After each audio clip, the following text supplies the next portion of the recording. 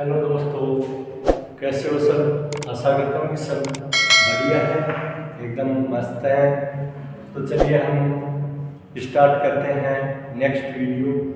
Tejal online classes में आपका हार्दिक स्वागत है।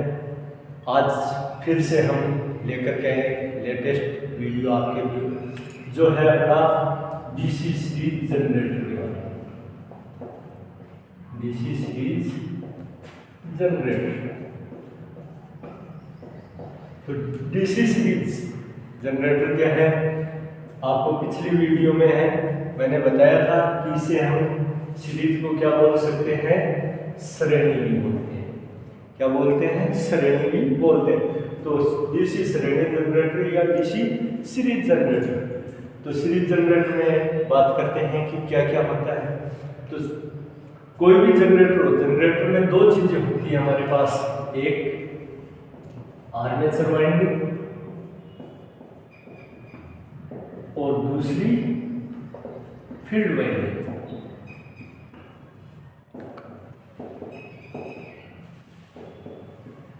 पिछली वीडियो में आपने देखा होगा कि आर्मेचर वाइंडिंग और फील्ड वाइंडिंग आपस में जुड़ रही है, तो उसी के आधार पर हम इनको cumulative compound, differential compound, long shunt, short shunt आदि प्रकारों में विभाजित कर रहे हैं। तो अभी यहाँ हम देखेंगे कि ये सीरीज जनरेटर है, इसमें ये दोनों वाइंडिंगें किस प्रकार से रहती है और कैसे जुड़ती हैं।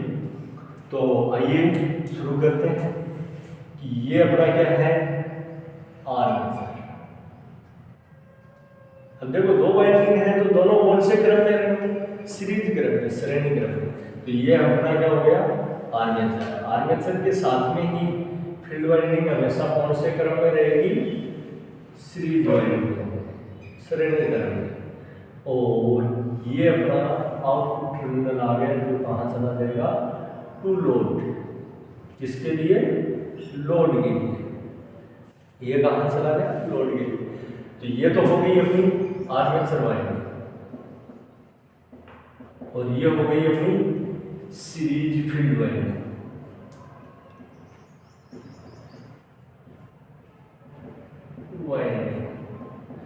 सबसे पहले बात करते हैं कि सीरीज फील्ड वाइंडिंग होती कैसी। तो देखो यहाँ आप डायग्राम में देख रहे हैं कि आर्मेचर से जो भी करंट पैदा होगा, पूरा का पूरा करंट कहाँ से फ्लो हो रहा है, किसके अंदर से प्रवाहित होगा? सीरीज फील्ड वाइंडिंग से। और वही करंट कहाँ तक आ रही है?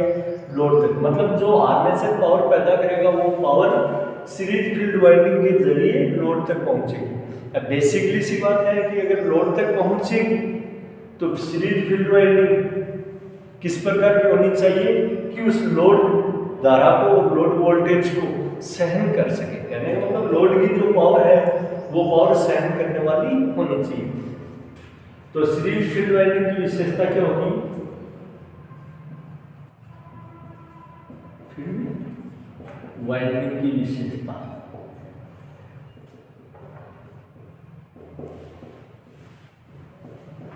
अगर ये पूरा का पूरा करंट प्रवाहित करने वाली है तो सीधा सा है कि वाइंडिंग से बहने वाली धारा का मान हमेशा कैसा रहेगा? उच्च रहेगा। अगर धारा का मान उच्च है, पहली विशेषता क्या है? धारा का मान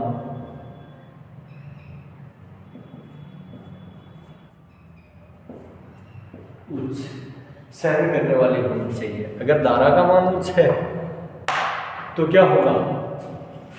प्रतिरोध कैसा हो जाएगा? धारा ज्यादा है तो प्रतिरोध कैसा रहेगा? कम। तो किस प्रकार की रहेगी? कम प्रतिरोध वाली वाइंडिंग। किस प्रकार की रहेगी? कम प्रतिरोध वाली।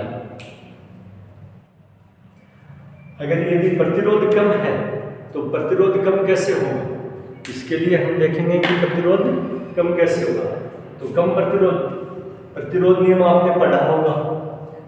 प्रतिरोध नियम आपने पढ़ा होगा। R बराबर क्या होता है? 2 × L/A। तो R की वैल्यू क्या है? कम रखनी है हमें। तो कौन कौन सी वैल्यूओं को कम रखेंगे तब R का मान कम रहेगा?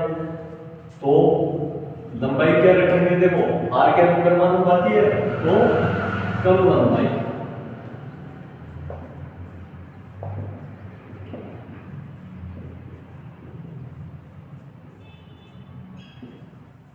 तीसरी विशेषता क्या हो जाएगी कि कैसी होगी, कम लंबाई की। अब लंबाई कम है तो कुछ रूपों में आपको ये भी लिखा हुआ मिलेगा या कुछ जगह आपको पढ़ने को ये भी मिलेगा कि कम टर्नों की होती है, कम टर्नों की या लपेटों की। टर्न और लपेट एक ही चीज है। इंग्लिश में अपन टर्न बोल देंगे, हिंदी में इसको लपेट बोल देंगे कि एक लपेट दे दिया है, एक टर्न दे दिया है। तो आपको हो सकता है कि अब देखो लंबाई कम है तो बेसिकली सी बात है कि टर्न भी क्या हो जाएंगे, कम हो जाएंगे।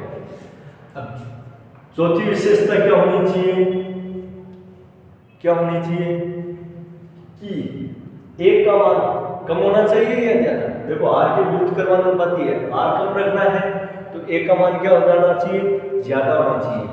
तो चौथा चालक तार का कटाक्ष क्षेत्रफल अधिक होना चाहिए।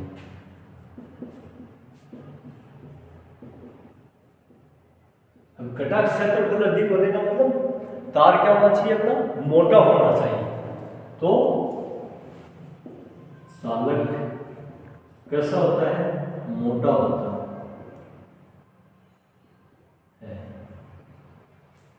तो हमारे सामने देखो सीरीज फील्ड वाइंडिंग की विशेषता क्या, लोड धारा का वहन करने वाली होनी चाहिए, कम प्रतिरोध की होनी चाहिए, कम लंबाई की होनी चाहिए। और लंबाई कम हो गई तो टर्नों की संख्या क्या होगी, बेसिकली अपने आप ही कम होगी। और नेक्स्ट है चालक का कटाक्ष क्षेत्रफल कैसा होना चाहिए, अधिक होना चाहिए, या आप ऐसे भी बोल सकते हैं कि तार मोटा होना चाहिए। तो ये अपनी सीरीज फील्ड वाइंडिंग की विशेषता होनी चाहिए। अब पूछा जाता है कि विशेषताओं के बारे में पूछ करके अपने से पूछा जाता है कि अगर इसका प्रतिरोध होता है वो कितना होता है। तो सीरीज फील्ड वाइंडिंग का प्रतिरोध होता है वो आर्मेचर वाइंडिंग के प्रतिरोध के लगभग बराबर। नोट करने वाली बात है कि सीरीज फील्ड वाइंडिंग का प्रतिरोध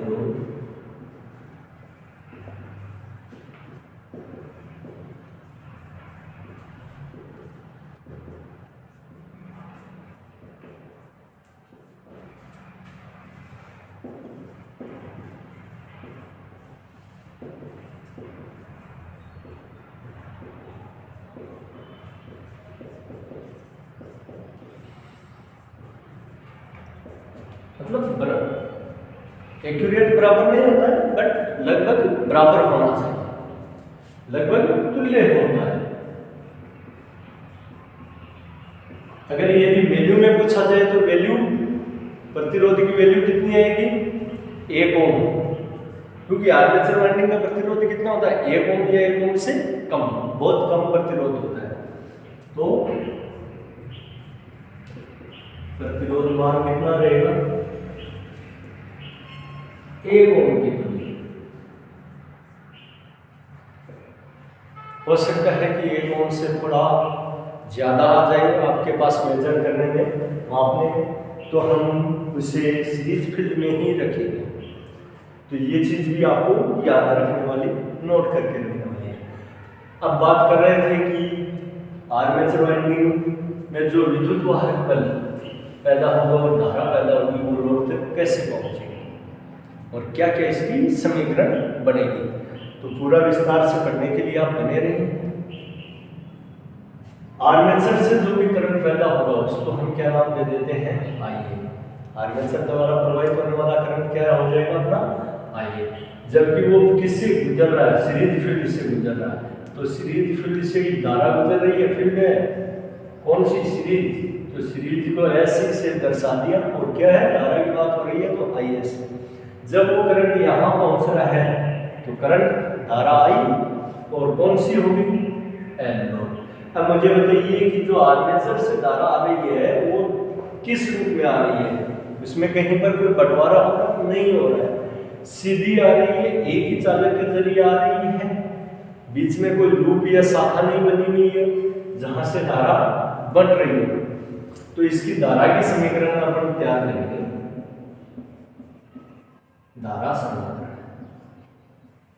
तो धारा समीकरण क्या हो जाएगी, देखो कोई भी जंक्शन बिंदु या संधि बिंदु नहीं बना हुआ है इसमें, तो कहने का मतलब धारा का मान क्या होता है, एक समान ही रहता है। तो एक समान है तो आर्मेचर करंट किसके बराबर है, सीरीज फील्ड के करंट, और सीरीज फील्ड का करंट किसके बराबर है, लोड करंट के बराबर।